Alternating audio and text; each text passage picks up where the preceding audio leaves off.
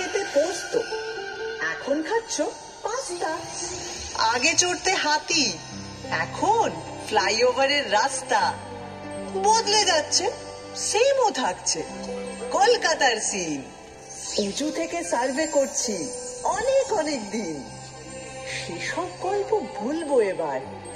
1 2 3।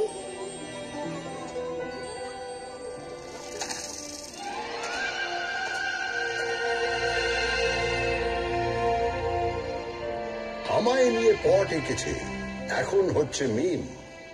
বয়স হলো 300 400 হাজার খানেক থিম।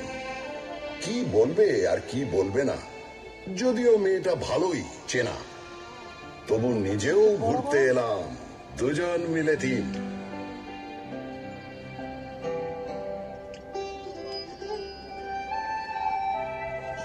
আপনারা এখন যেখানে বসে আছেন, এক সময় সেখানে এ ঘোরাফেরা করত।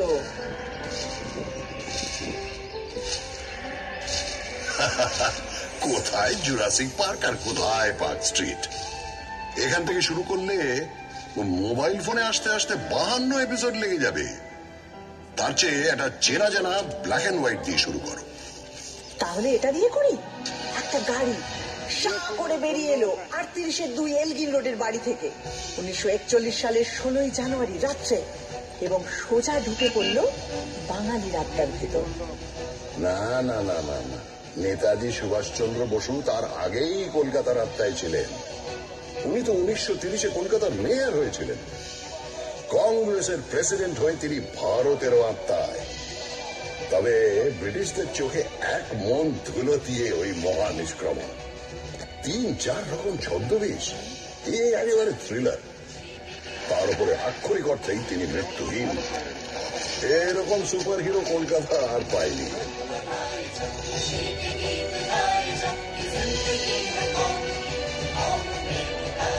লক করে দাও।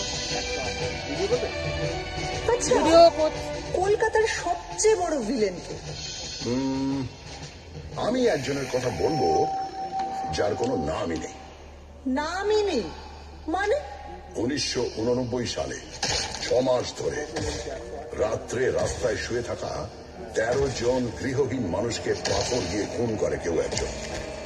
মিডিয়া তার নাম দেয় স্টোন ম্যান। যা, এত মরবিড জিনিস দিয়ে ইতিহাস শুরু হবে? আমার মনে হয় সেরা ভিলেন হলেন অমিতাভ বচ্চন।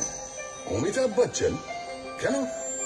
বারে, তিনি কলকাতায় চাকরি করলেন, নাটক করলেন, আর সিনেমাটা কিনা মুম্বাইতে গিয়ে করতে হলো।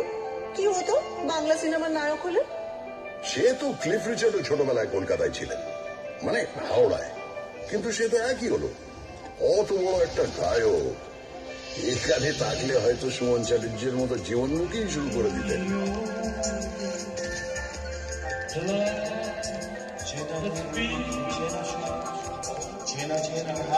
আর পেলে? পেলে কলকাতায় ছিলেন না? কিংবা লিওনেল মেসি? হ্যাঁ, ফুটবল নিয়ে আর কি মারবে না বলে দিলাম।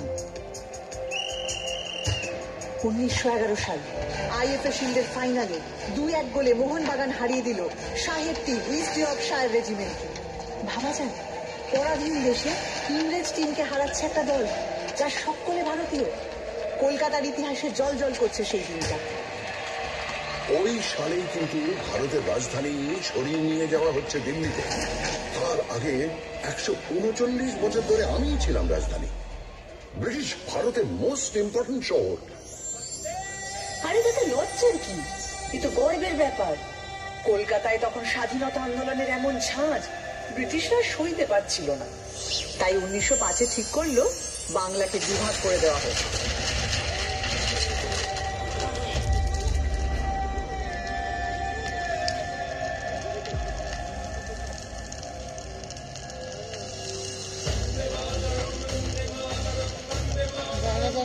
লর্ড কার্জন একটা চিঠিতে লিখছেন,